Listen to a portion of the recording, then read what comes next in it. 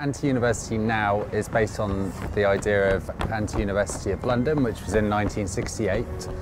And it was a radical experiment in education. It was a way to break down the hierarchy between teacher and student, that everyone's equal and we can all learn from each other. So there were academics, people from the Black Power movement, feminists, artists.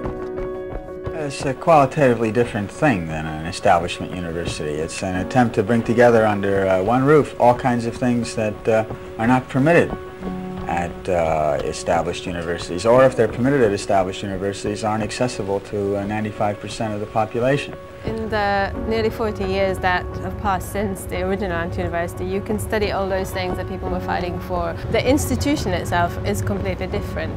They are commercial spaces that become more and more exclusive. So we wanted to offer alternative spaces for self-organized, autonomous education where people can realize their own learning, where they can teach and study from each other. Anti-University Now is a DIY learning festival. It's 120 events organised all across the country. We've got workshops, educational experiments, we've got artist talks, walks, and stuff that you wouldn't get inside conventional universities. We started having conversation about food and waste, and the fact that food becomes the epicenter of how we relate to the economies, to politics, to ourselves and to our community. I ran a workshop called Behavioural Training for Astronauts for Earthlings. I felt that a lot of the behaviours that are kind of being taught in this process are very strongly connected to ideas around community building and maintaining relationships. Kerry Jeffries gave a talk called So Free, So Powerless, So Psychopath, comparing the ideal traits of the neoliberal artist in 2016 to Robert Hare's psychopath checklist. My event for Anti-University was The Revolution Will Be Live.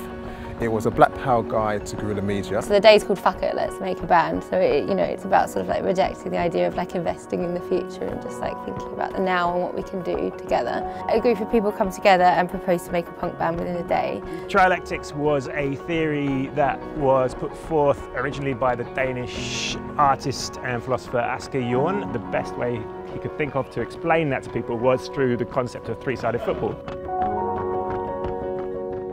So we don't curate the festival, it's an open platform for anyone to teach, and the support that we give is to help to find venues, to help people with event management and things that might put people off from putting on an event, and to help to find audiences, how you take an idea, a concept or an experiment and how you turn that into a session or a workshop where lots of people can come and explore that idea. So we recognised at the Anti-University that we didn't invent any model, we just put out a question: what can an Anti-University be like today? Education is direct action, like tying it into other festivals and programmes like allows you to meet those other people, which is a great opportunity because sometimes it can get a bit insular. Having the Anti-University event was a really great context to work towards. But yeah, in a way it's this process of learning together and try and find your own way to define these terms on the basis of your own experience. It's also like a place of permission. I think it allows for us to talk about politics that might seem too complicated or too confronting. It felt like it would be a safe space, a safe umbrella, a safe platform to create movement, essentially. People can be authentic and honest in the room about how they feel and how they think in a great way. To have different voices and new perspectives that didn't all come from the same schools. People aren't learning for fun. They aren't learning to actually explore their creative visions and their mind to actually change the world and get involved in changing the world. They're learning for jobs, for credentializations. These are not the things that change the world. These are not the things that inspire people to actually do better and actually to make a better world. The whole question of what you get in general from education is a kind of moot point. I mean, is it a diploma, a degree, a license to practice, entree into the establishment, a secure middle-class future? This whole question may or may not have anything to do with what education is all about.